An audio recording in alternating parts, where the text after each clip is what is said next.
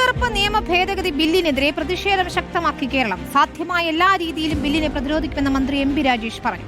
ബില്ലിൽ നിന്ന് കേന്ദ്ര സർക്കാർ പിന്തിരിഞ്ഞില്ലെങ്കിൽ കർഷക സമരത്തിന് സമാനമായ പ്രക്ഷോഭത്തിലേക്ക് നീങ്ങുമെന്ന് NREG വർക്കേഴ്സ് യൂണിയനും പ്രതികരിച്ചു. മഹാത്മാഗാന്ധി ദേശീയ ഗ്രാമീണ തൊഴിലുറപ്പ് പദ്ധതിയുടെ അടിസ്ഥാന ഘടനയാകെ ഭേദഗതി ബില്ലിലൂടെ കേന്ദ്ര സർക്കാർ തകർക്കുകയാണെന്നാണ് ആരോപണം.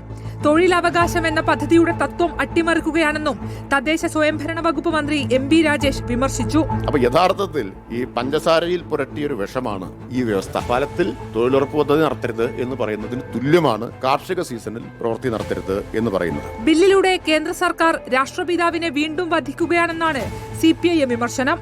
ബില്ലിന് പാർലമെന്റ് അംഗീകാരം നൽകിയാൽ ശക്തമായ പ്രതിഷേധമുയർത്തുമെന്ന് NREG വർക്കേഴ്സ് യൂണിയൻ സംസ്ഥാന സെക്രട്ടറി S. രാജേന്ദ്രൻ റിപ്പോർട്ടറിനോട് പറഞ്ഞു. ഇതിനെതിരെ അതിശക്തമായ പ്രതിഷേധം എല്ലാ വിഭാഗം ജനങ്ങളിൽ നിന്നും രാഷ്ട്രീയ പ്രസ്ഥാനങ്ങളിൽ നിന്നും ഉണ്ടാകുമെന്നാണ് ഞങ്ങൾ പ്രതീക്ഷിക്കുന്നത്. അവതരിപ്പിക്കപ്പെട്ട ബിൽ തൊഴിൽ, സാമൂഹ്യ, സാമ്പത്തിക, ഭരണപരമായ മേഖലകളിൽ പ്രശ്നങ്ങൾ ഉണ്ടാക്കുമെന്നാണ് വിമർശനം. കേന്ദ്രത്തിന്റെ ഏകാധിപത്യത്തെ ശക്തമായി എതിർക്കുമെന്നും സർക്കാരും തൊഴിലാളികളും സംഘടനകളും ഒരുപോലെ വ്യക്തമാക്കുന്നു. റിപ്പോർട്ടർ, തിരുവനന്തപുരം.